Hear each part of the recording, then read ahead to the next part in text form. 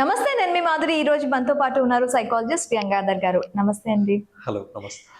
గంగాధర్ గారు, మీరు చాలా కేసెస్ చూస్తూ ఉంటారు. అసలు డివోర్స్ కేసెస్ ని మీరు కౌన్సిలింగ్ చేసేటప్పుడు డివోర్స్ తీసుకుంటున్న క్రమంలో పిల్లలు ఎలా సఫర్ అవుతూ ఉంటారు, వాళ్ళ సైకాలజీ ఎలా ఉంటుంది? అంటే ఇక్కడ డివోర్స్ తీసుకునేదానికి ఇద్దరు పేరెంట్స్ మధ్య మెరిటల్ డిస్సాటిస్ఫాక్షన్ కానీ మెరిటల్ కాన్ఫ్లిక్ట్స్ గొడవలు జరుగుతూ ఉండడం ఉంటాయి కదా.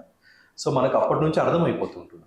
ఇప్పుడు ఏదో అంటారు కదా, పేరెంట్స్ డివోర్స్ తీసుకుంటారా లేదా అనే దానికి, అంటే ఇంకా యాక్షన్కి వెళ్ళే ముందు ఆ గొడవలు కానీ పిల్లలకే ముందే తెలిసిపోతుంది అనమాట. వాళ్ళకి అంటే వాళ్ళ బిహేవియర్స్లో మనం కనిపెట్టేస్తూ ఉంటాం అనమాట. ఇద్దరికి పేరెంట్స్ గొడవలు ఉన్నాయి, డివోర్స్ తీసుకోవడం తప్పు అనడం లేదు, తీసుకోకపోవడం కరెక్ట్ అనడము లేదన్నమాట. ఇంత ఎక్స్ట్రీమ్ మెరైటల్ ప్రాబ్లమ్స్ ఉన్నప్పుడు ఒకానొక టైంలో సైకాలజిస్ట్ కూడా ఏం చెప్తారంటే, డివోర్సే చాలా వరకు రిలీఫ్ ఇస్తుందంటే దే విసే గో అహెడ్ అనమాట. సరే, ఇప్పుడు మీరు అడుగుతున్న మెయిన్ పాయింట్ ఏంటంటే పిల్లలు ఎలా ఎఫెక్ట్ అవుతారు అంటే, ఇప్పుడు పిల్లలు అంటే ఇప్పుడు ఇన్ఫాంట్స్ ఉన్నారా, అంటే నెలల పిల్లలు ఉన్నారా, సంవత్సరంలో పిల్లలు ఉన్నారా, స్కూల్కి వెళ్ళే పిల్లలు ఉన్నారా, లేకుంటే అప్పటికప్పుడే టీనేజర్స్ ఉన్నారా, అడాలసెంట్ పిల్లలు ఉన్నారా, ఒక్కొక్కరిలో ఒక్కొక్క బిహేవియరల్ చేంజెస్ ఉంటాయి. ఇప్పుడు మనం రీసెంట్ గా ఏఆర్ రెహమాన్ గారు తీసుకున్నారు. ఆ ఏజ్ లో 60 years డివోర్సెస్ కూడా మనం చూస్తున్నాం. అంటే ఇప్పుడు 60 years అంటే ఇప్పుడు వాళ్ళు ఏం చేస్తూ ఉంటారంటే, డివోర్స్ తీసుకోవడానికి కారణం ఎలా ఉంటుంది, ఒక్కసారి వాళ్ళ లైఫ్ అంతా ఒక్కసారి ఒక మూవీ లాగా చూసుకుంటారు అనమాట. నేను ఈ లైఫ్ని ఎలా కండక్ట్ చేశాను, how I did my life అంతా ఓకేనా, నాకు నచ్చినట్టుగానే ఉన్నానా, ఎక్కువ పాజిటివ్ థింగ్స్ ఉన్నాయా, నేను ఎక్కువగా బాధపడిన సిచ్యువేషన్లే ఉన్నాయా, ఓకే, కెరీర్ పరంగా చాలా వరకు హిట్లో ఉండిండొచ్చు, కానీ పర్సనల్ లైఫ్లో నాకు ఏదో ఒక వెలితి ఎప్పటికీ ఏదో ఒకటి ఉందా, అర్థం చేసుకునే విధంగానే ఉందా, నాకు నచ్చినట్లే ఉందా అని ఒకసారి తూకాలు వేసుకుంటారు అనమాట. సో ఎప్పుడైతే వాళ్ళు సరిగ్గా ఈ లైఫ్ నేను కండక్ట్ చేయలేకపోయాను, ఈ లైఫ్ నేను సరిగ్గా లీడ్ చేయలేకపోయాను అని అనిపించి ఉంటుందో కొన్ని ఎక్స్ట్రీమ్ డెసిషన్స్ తీసేసుకుంటారు ఆ ఏజ్ లో కూడా. Okay, so okay, coming to the point, అంటే ఇప్పుడు పిల్లలు ఎలా ఎఫెక్ట్ అవుతారంటే, ఇప్పుడు మనం యాక్చువల్గా గొడవలు పడుతున్నాం అనుకోండి, జనరల్గా మన టోన్ మారుతుందా లేదా, వాయిస్ మారుతుంది, మన ఫేషియల్ ఎక్స్ప్రెషన్స్ మారుతాయి. సపోజ్ ఇప్పుడు నెలల పిల్లలు ఉన్నాడు అనుకోండి, ఇప్పుడు బట్టి ఒక 1 year అయి ఉంటుంది, ఇంకా వాడు పాలు తాగే పిల్లడు ఉన్నాడు అనుకోండి, ఇప్పుడు అమ్మ ప్రేమగా మాట్లాడేదానికి నాన్న దగ్గరికి ప్రేమగా వచ్చేదానికి వాడికి తెలిసిపోతుంది. బికాస్ వాడు వినడం చూడడం కంటే ఫీల్ ఎక్కువ అవుతాడు అనమాట కడ్లింగ్ లో. ఆటోమేటిక్ గా గొడవ పడిన తర్వాత మనం వెంటనే మారిపోయే పర్సనాలిటీలు ఏం కాదు కదా, క్యారీ చేస్తూ ఉంటాం, ఎందుకు అలా అన్నారు, ఇట్లా ఎందుకు అన్నారు, వాడి తప్పు వీళ్ళ తప్పు, ఎప్పుడు నేనే తగ్గాల, నా ఈగో ఎందుకు కాదు, ఈ ఆలోచనలు ఎక్కువ ఉంటూ ఉంటాం అన్నమాట. అప్పుడు ఒక చైల్డ్కి ఇవ్వాల్సిన లవ్ అండ్ అఫెక్షన్ ఇవ్వగలుగుతామా? సో వెంటనే ఆ చైల్డ్ గుర్తుపట్టేస్తాడు అనమాట. అంటే ఇది ఒకరోజు జరిగేది కాదు, ఎప్పుడు తరచు ఈ గొడవలు జరుగుతూ ఉన్నాయి అనుకోండి, ఇప్పుడు వాళ్ళు మార్పు వచ్చేస్తుంది. అంటే వాడు సరిగ్గా నిద్రపోడు. కొన్ని సిచ్యువేషన్స్ లో మనం చూస్తూ ఉంటాం, వీళ్ళిద్దరు గొడవ పడుతూ ఉంటే పిల్లలు గట్టిగా ఆడటం, అండ్ వెళ్ళి ఆ ఫాదర్ దగ్గరికి వెళ్ళి ఇలా అంటే తల్లిని అవాయిడ్ చేయలేరు వీళ్ళు, ఆ ఫాదర్ దగ్గరికి వెళ్ళంగానే ఇంకా బిగ్గరగా ఆడటం, ఇలాంటివన్నీ వాళ్ళు ఎందుకు చేస్తున్నారు అంటే, ఫస్ట్ ఆఫ్ ఆల్ ఏంటంటే వాళ్ళు వెళ్ళి వాళ్ళ గొడవను ఆపలేరు, రెండోది ఆ నుంచి వెళ్ళిపోలేరు. వాళ్ళు చేయగలిగింది ఏంటి అంటే something to divert, attention gather చేస్తారు. ఇప్పుడు ఓవర్గా ఏడుస్తున్నారు అనుకోండి, తల్లి ఏమనుకుంటుందంటే ఈ ఫస్ట్ ఈ ఏడుపు ప్రయారిటీ నీ గొడవ కంటే అనుకుని అక్కడి నుంచి వెళ్ళిపోతుంది కదా. ఒకసారి ఏదో ఒక రకంగా చూసి ఉంటారు. సో పిల్లాడికి ఏం తెలిసింది, ఓకే నేను ఎక్కువగా ఏడ్చినా, నేను హెల్ప్లెస్ గా ఫీల్ అయ్యి ఏడ్చినా కూడా తల్లి దగ్గరకు వస్తుంది, నేను ఆ గొడవను ఆపగలను. That is what they can do. అంటే it's a form of attachments తో తెలిసిపోతుందండి. అంటే ఈ పిల్లల్లో ఇంకా ఎలాంటి బిహేవియర్స్ కనబడతాయంటే, ఆడు సరిగ్గా నిద్రపోకపోవటము, తరచూ లేవటము, బెడ్ వెట్టింగ్ చేయటము, ఓకే, ఎక్కువ తమ్ము, మళ్ళీ ఆల్రెడీ తమ్ము నోట్లో పెట్టుకుని ఆపేసి ఉంటాడు, మళ్ళీ తమ్ సకింగ్ చేస్తూ ఉంటాడు, బెడ్ వెట్టింగ్ ఆల్రెడీ పాస్ వేయడం ఆపేసి ఉంటాడు, మళ్ళీ రాత్రిపూట పాస్ వస్తూ ఉంటాడు, ఎక్కువ అమ్మ నాన్నని ఖర్చుకొని ఉంటాడు, స్కూల్కి వెళ్ళాలంటే ఇష్టపడ్డు. ఎందుకు వాడు ఎలా ఆలోచిస్తాడంటే, అంటే డే కేర్కి వెళ్ళాలన్నా నన్ను మా అమ్మ వదిలేసి వెళ్ళిపోతే మా అమ్మతో మా నాన్నతో గొడవ పడుతుంది అన్న ఒక ఆలోచనతో వాడు ఆక్యుపై ఉంటాడు అనమాట. దాంతో ఏమైపోతుందంటే చిన్న వయసు నుండి వాడికి యాంగ్జైటీ ఉంటుంది, అంటే వాడికి ఉండేది అంత బ్రెయిన్కే ఎంతో కార్టిజాల్ రిలీజ్ అవుతుంది. ఇప్పుడు మీరు చెప్పి డే కేర్కి వెళ్ళాలి అంటే minimum 1.5 year 2 years, how they express the feelings అవన్నీ కూడా మీ దగ్గరికి వచ్చేటప్పుడు? అంటే ఫీలింగ్స్ అని ఎట్లా అంటున్నా, నేనేమంటున్నానంటే సపరేషన్ యాంగ్జైటీ అంటే ఇప్పుడు నువ్వు వదిలిపెట్టి దింపుతుంటే నాకు 100 ఆలోచనలు వస్తాయి వాడికి ఏదో ఒక రకంగా. అంటే హీ విల్ ఫీల్ థ్రెట్, నన్ను వదిలేసిందంటే ఏదో ఒక గొడవ జరుగుతుంది, లేదు నన్ను వదిలేసిందంటే నాకు ఏదో జరిగిపోతుంది, నన్ను వదిలేసి వెళ్ళిపోతారేమో, మళ్ళీ పికప్ చేసుకోనికి రారేమో. ఇప్పుడు స్కూల్కి వెళ్ళేటప్పుడే కాదు, నిద్ర లేచిన తర్వాత, పడుకునే ముందు, స్కూల్కి వెళ్ళే ముందు పిల్లలకి కాన్స్టెంట్గా భయం ఉంటుంది. ఇంకా విచిత్రంగా పిల్లలకి ఏముంటుంది తెలుసా, పడుకుంటే నేను నిద్ర లేస్తానో లేదనే భయం ఉంటుంది వాళ్ళకి. అందుకే వాళ్ళు ఎక్కువగా మదర్స్ దగ్గర పడుకోబెట్టాలంటారు 5 years దాకా, 4-5 years దాకా. అయ్యో డెత్ యాంగ్జైటీ ఉంటుంది తెలుసా పిల్లల్లో. సీరియస్లీ నేను లేస్తానో లేదన్న భయం కూడా ఉంటుంది అనమాట. లేచిన తర్వాత అందుకే అమ్మ వెళ్ళగానే కడులు చేసుకుంటే చాలా ఇష్టపడతారు అనమాట అమ్మతో ఉండడానికి. ఓకే, స్కూల్ నుంచి వదిలేటప్పుడు దీన్ని సపరేషన్ యాంగ్జైటీ ఫేజెస్ అంటారు అనమాట. అంటే నన్ను వదిలేసి వెళ్తే నేను మళ్ళీ వస్తారో రారో, మళ్ళీ గొడవ పడతారో లేదో, మా అమ్మ హ్యాపీగా ఉంటుందో లేదో అని. అంటే రెగ్యులర్ గా స్కూల్ కి వెళ్ళేటప్పుడు పిల్లలు ఏడుస్తూ ఉంటారు. ఈ సిచ్యువేషన్స్ ఇంట్లో ఉన్నాయని మనం గెస్ట్ చేయొచ్చా? అంటే అదే అంటున్నాను నేను, అదే అంటాడు ఇప్పుడు మగధీర సినిమాలో వాడు మీకంటే ప్రకృతి మీ గొడవను ముందే కనిపెడుతుంది అన్నట్టు పిల్లల బిహేవియర్స్ లో ఆటోమేటిక్ గా రిఫ్లెక్ట్ అవుతుంది అనమాట. ఇప్పుడు గొడవ పడేవాడికి చేసేవాడికి అంత అవేర్నెస్ ఉండదు. అంత అవేర్నెస్ ఉంటే వాడు గొడవ పడ్డు, దీన్ని సెటిల్ చేసుకోవాలని చూస్తాడు, ఎమోషనల్ అవ్వడు అనమాట. పిల్లలు దూరం నుంచి చూస్తూ ఉంటాడు అనమాట. అంటే ఇదేంటి డే కేర్కి వెళ్ళే పిల్లాడిలో, ఇప్పుడు ఈ ప్రీ స్కూల్కి వెళ్ళే పిల్లాడు ఉంటాడు అనమాట. అప్పటిదాకా వాడు నడిచి ఉంటాడు, వాడి మాటలు వచ్చి ఉంటుంది, అందరినీ గుర్తుపడుతూ ఉంటాడు. వాడిలో ఏముంటుందంటే అప్పటిదాకా అంత బాగున్నాడు, వాడు కూడా మళ్ళీ పాస్ వేయడం మొదలు పెడతాడు, బెడ్ వెయిటింగ్ చేస్తాడు, వాడు థమ్సకింగ్ చేస్తాడు, చిన్నపిల్లల బేబీ టాక్ చేస్తారు కొందరు పిల్లలు, చిన్నపిల్లలాగా మాట్లాడటము, వెళ్ళి ఒళ్ళో కూర్చోవటము, ఇంకొందరు అయితే పాలు తాగుతూ అంటారు అనమాట. ఈ టెన్షన్ ఎట్లా భరించాలో తెలియక only way they can get out of it వచ్చేసి బాండింగ్ అనమాట. ఈ గొడవలు తరచూ వినడం వల్ల ఏమైపోతుంది అంటే వేరే వాళ్ళతో పియర్స్తో ఆడుకోడు, వాడు ఎప్పుడైతే కూర్చుంటాడు, ఎవరైనా దగ్గరకు వస్తే తోస్తాడు, అంటే వాడు లోపల ఉండడానికి ట్రై చేస్తూ ఉంటాడు అనమాట. ఏదైనా ఆయా కానీ చిన్న టీచర్ వచ్చి దగ్గరకు వచ్చినా కూడా సైలెంట్గా ఉండటం, ఇవన్నీ ఎక్కడి నుంచి వస్తున్నాయంటే నీ హీరో, అంటే హీరో ఏంటి పేరెంట్సే. అంటే నీ ఓన్ అని నువ్వు అనుకున్న నీ వరల్డే థ్రెట్లో ఉన్నప్పుడు ఆబ్వియస్గా వాడికి అదే ప్రియాక్యుపై అయిపోయి ఉంటాడు అనమాట. సో ఇవన్నీ కనపడతా ఉంటాయి. అంటే ఇంకా అంత చిన్న వయసులో వాడు ఎక్కువగా చిన్నదానికి కూడా గాబరా పడటం, చిన్న సౌండ్ వచ్చినా లేవటము, ప్రతి చిన్నదానికి ఉలిక్కి పడటము, నేను అస్సలు ఇడిచిపెట్టుకోకుండా ఉండటము, కిందికి దిగకపోవటము, ఎప్పుడు ఖర్చుకొని ఉండటం, ఇలాంటి విషయాలు కనపడుతూ ఉన్నప్పుడు ఏంటంటే something there is wrong in the sum family interactions అని మనం కనుక్కోవాలి. ఇదేంటి, వీడి స్కూల్కి వెళ్ళేటప్పుడు అనమాట. మనకి స్కూల్కి వెళ్ళిన తర్వాత ఇప్పుడు ఎలా ఉంటుంది, ఇప్పుడు వాడు మళ్ళీ స్కూల్కి వెళ్ళి కొంచెం హై స్కూల్కి వెళ్ళే పిల్లలు ఉంటారు, వాళ్ళలో కొంచెం విచిత్రంగా ఉంటుంది. వాళ్ళు వెళ్ళి ఇప్పుడు ప్రాబ్లం ఎక్కడ వస్తుంది అంటే రోల్ టేకింగ్. అంటే నేను ఎవరు రోల్ తీసుకోవాలి, ఇప్పుడు అమ్మ కరెక్టా నాన్న కరెక్టా, గొడవ వస్తారు అంటే ఆబ్వియస్ గా ఉంటది కదా, వాడికి ఆల్రెడీ వచ్చి ఉంటాడు ఫ్రెండ్స్ అంటే ఎవరు, రిలేషన్స్ అంటే ఏంటి, నేను ఎలా ఉన్నది తెలుస్తుంది. ఇప్పుడు అమ్మ నాన్న గొడవ పడుతూ ఉంటాడు, నాన్నది కరెక్ట్ అని చెప్పలేడు, అమ్మది రాంగ్ అని చెప్పలేడు. ఇక్కడ కాగ్నిటివ్ డిసనెన్స్ అంటారు. అంటే నువ్వు ఒక్కడివే 2 థాట్స్ని యాక్సెప్ట్ చేయలేక డిస్టర్బ్ అవుతూ ఉంటావు అనమాట.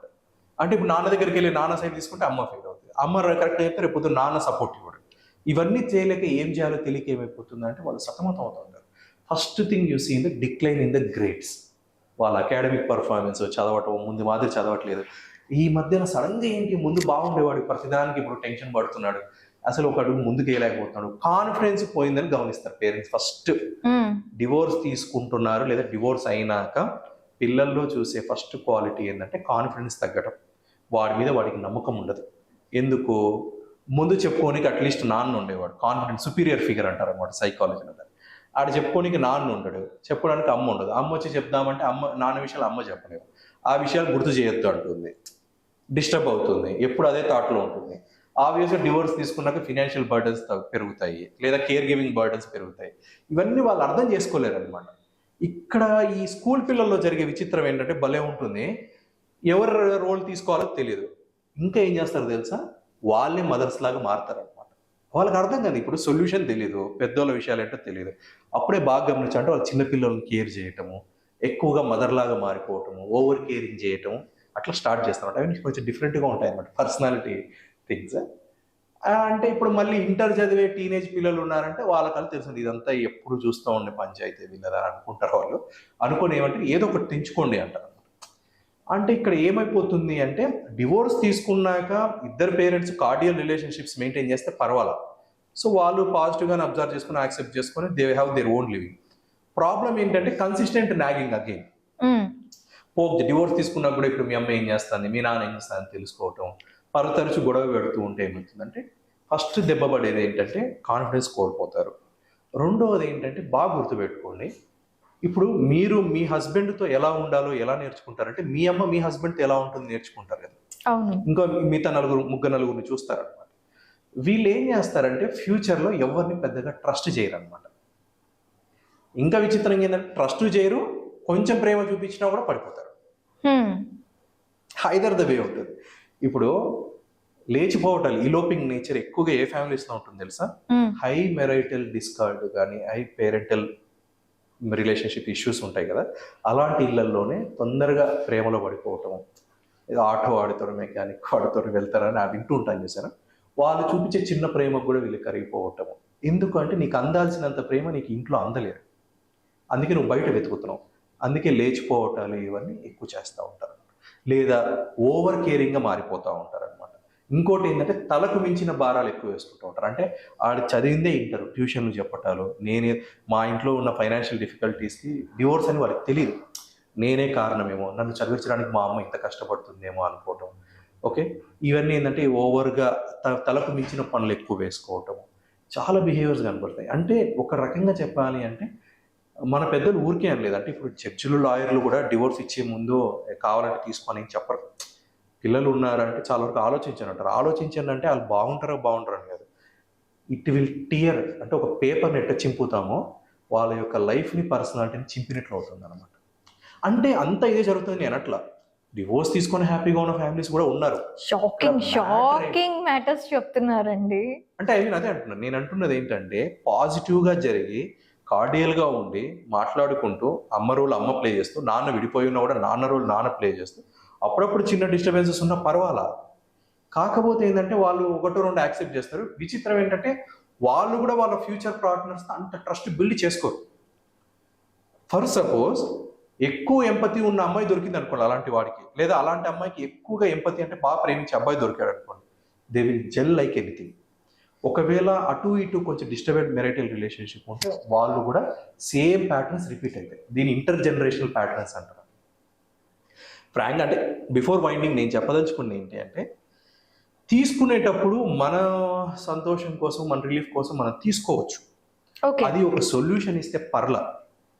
అది ఫ్యామిలీ వాళ్ళందరూ ఇన్వాల్వ్ అయ్యి ఇప్పుడు నీతో అసోసియేట్ అయిన పిల్లలు ఎలా దానికి తయారవుతారని చూసుకోవాలి. నేను చెప్తున్నాను కదా, నేను చూశాను కదా, చాలా వరకు డిప్రెషను, యాంగ్జైటీ, PTSD అంటే పోస్ట్ ట్రామాటిక్ స్ట్రెస్ డిజార్డర్. అంటే నీకు ఒక దిగ్భ్రాంతికరమైన సిచ్యువేషన్ జరిగినప్పుడు దాని నుంచి నువ్వు ఎలా బయటపడాలో తెలియనప్పుడు నువ్వు కొన్ని మెంటల్ ఇల్నెస్ సిమ్టమ్స్ నీకు వచ్చేస్తాయి అనమాట. It is like tearing. ఒక పేపర్ చింపితే ఎలా ఉంటుంది, నీ పర్సనాలిటీ అలా చింపేస్తారు అనమాట. అది ముందు ఎలా ఉంది, తర్వాత ఎలా ఉంది అనే దానికి చాలా డిఫరెన్స్ ఉంటుంది అనమాట. ముందు వీడు ఏంట్రా బాబు బాగా జోవియల్గా జోక్గా అందరితో ఉండేవాడు, ఇప్పుడు కామ్గా ఉంటున్నాడు, సైలెంట్గా ఉంటున్నాడు, విత్డ్రా అవుతున్నాడు, వేరే వాళ్ళతో పెద్దగా మాట్లాడట్లేదు, ముందు చూపించి ఎవరితో చెప్పుకోవాలో తెలియదు. ఇంకోటి అప్పుడే ఏమంటాడంటే డివోర్స్ అయినాక వేరే ఇల్లు తీసుకుంటారు పేరెంట్స్. వాడు ఏ చిన్న ఇది చేసినా కూడా నచ్చదు వాడికి. అమ్మ చేసిన ప్రతి పని బ్లేమ్ చేస్తాడు, నాకు నాన్న లేడని పదే పదే గుర్తు చేయటం. ఇవన్నీ ఒకటి కాదు అసలు. It is like a never ending story. నేను చెప్తున్నాను కదా, 40 to 50 yearsలో వీళ్ళు డివోర్స్ తీసుకునేదానికి still they blame their parents and call their parents and blame their parents. అంటే వాళ్ళ అమ్మ నన్ను పోనిసి ఆ రోజు నువ్వు చేయడం వల్లనే నాకు ఇట్లా అయిందని బ్లేమ్ చేసేవాళ్ళు కూడా చాలా మంది. ఇవన్నీ ఏంటి అంటే ఫ్యామిలీ కౌన్సిలింగ్లో పెద్దగా డిస్కస్ చేయరు. కానీ నాకు ఇవన్నీ ఎక్కడ వస్తాయంటే ఒక లెర్నింగ్ డిసేబిలిటీ ఉందని తీసుకురావటం. ఏంటి సార్ పిల్లాడు ముందులాగా లేడని, వాడు ఏదో కాన్ఫిడెన్స్ లేకుండా ఉన్నాడు సార్, పెద్దగా కూర్చోవట్లేదు, వినట్లేదు, కాన్సన్ట్రేషన్ పెట్టట్లేదు, ఫ్రెండ్స్తో ఆడుకోడు, ఏందో సార్ ఎప్పుడు ఏదో ఒక మాలోకం ఉన్నట్లు ఉంటాడని ఒక తీసుకొస్తాడు. మనం పుట్టుపూర్వతరాలన్నీ తీస్తే ఇవన్నీ కనపడతాయి. అంటే ఇది నెవర్ ఎండింగ్ స్టోరీ. అందుకే డివోర్స్ కూడా బెటర్. చిన్న పిల్లలు ఉన్నప్పుడు కొంచెం పోస్ట్ పోన్ చేయడం బెటర్ అంట. ఎంత ఏజ్ వరకు, అట్లీస్ట్ అడాలసెంట్. ఇంకా లేదు అన్నప్పుడు ఏమైపోతుంది అంటే అట్లీస్ట్ గొడవలు తగ్గించి వీళ్ళని వేరే కేర్కి ఇవ్వడం మంచిది. గ్రాండ్ పేరెంట్స్ దగ్గర పెంచటం కానీ, మళ్ళీ మదర్ ఉందనుకోండి నేనే పెంచుకుంటా అంటారు, మళ్ళీ కేరింగ్ డిఫికల్టీస్ వస్తాయి అనమాట. ఎందుకంటే డివోర్స్ తీసుకున్నాక వెంటనే హ్యాపీగా రిలాక్స్ ఎవరు ఉండరు ఫ్యామిలీస్, నేనైతే ఎక్కడ చూడలేదు. అందుకే నేను హ్యాపీగా ఉంటాం రిలాక్సేషన్ కోసం తీసుకుంటారు కానీ దే ఆర్ నాట్ హ్యాపీ. అందుకే డివోర్స్ ఈజ్ వెరీ కాస్ట్లీ అంటారు. ఇప్పుడు ఇంత తీసుకెళ్లి సరే గ్రాండ్ పేరెంట్స్ దగ్గర పెంచుదాం అనుకున్నాం. ఈ గ్రాండ్ పేరెంట్స్ జనరల్ గమ్మున ఉంటారు. అంటే ఇండియన్ సెట్టింగ్స్ లో మాట్లాడుతున్నారు, అరే మీ అమ్మ మీ నాన్న ఇట్లా చేసుకున్నాడు, మీ అమ్మ నాయన ఉంటే ఇట్లా బాగుంటారు, ఇదే గోల్ అనమాట. వీడు నేను స్కూల్కి వెళ్ళి చదువుకోవాలి, వీడికి అసలే అర్థం కావు ఎట్లా ప్రాసెస్ చేసుకోవాలి. ఇక్కడ తెలియదు కదా రిలేషన్షిప్స్, బర్డన్స్, రెస్పాన్సిబిలిటీస్. ఇవన్నీ నువ్వు తెలియని విషయాలతో నువ్వు బర్డెన్ చేస్తే ఏమవుతాడంటే ఐదర్ డోర్ అన్న వేసుకుంటాడు, లేదా ఓవర్ అచీవ్ చేయడానికి ట్రై చేస్తాడు. అంటే ఎక్కువ చదవాలి, నేను ఏదో చేయాలి, మా అమ్మని తొందరగా ఉద్ధరించాలి, మా పేరెంట్స్కి బయటికి తీసుకెళ్ళాలి అనే విషయంతో చాలా లేనిపోని నిర్ణయాలు తీసుకుంటారు. ఈ రెండు కాకుండా ఇంకొక కేటగిరీ ఉన్నారనమాట. వాళ్ళ డెసిషన్ వాళ్ళు తీసుకున్నారు కదా, నా లైఫ్లో నా డెసిషన్ నేను తీసుకుంటా అని మందుకి, సబ్స్టాన్స్ అబ్యూస్కి, గంజాయికి, సిగరెట్కి, వ్యభిచారం, దీని అన్నిటికి అలవాటు పడే పిల్లలు కూడా చాలా ఈజీగా ఉన్నారు. పాన్ అడిక్షన్ అయ్యే వాళ్ళందరూ చాలా ఈజీగా. ఇదంతా థర్డ్ కేటగిరీ. వీళ్ళంతా ఎప్పుడవుతారంటే ఈ పేరెంటల్ డివోర్స్లో ఎక్కువ ఆల్కహాలిక్ ఫాదర్స్ ఉన్నారనుకోండి, ఎక్కువగా డొమెస్టిక్ వైలెన్స్ జరిగింది అనుకో, కొట్టటాలు, అబ్యూస్ చేయడాలు చేసి ఉన్నారనుకో, పిల్లలు ఇలా తయారవుతారు. And it is like never ending story అని చెప్తున్నాను అంతే. ఎలా అంటే డివోర్స్ అనేది చాలా క్యాజువల్ థింగ్, విడిపోతున్నారా ఓకే డివోర్స్. ఈ మధ్య కాలంలో ఏంటంటే డివోర్సెస్ తీసుకుంటున్నామని చెప్పి పార్టీస్ చేసుకోవటం, పార్టీ చేసుకొని కూడా పెళ్ళి ఎంత ఘనంగా చేసుకున్నామో డివోర్స్ తీసుకోవటం కూడా అంతే దీనిగా పార్టీ చేసుకుంటామని, చాలా ఎంజాయబుల్గా ఉంటాము అని చెప్పి తీసుకున్నా.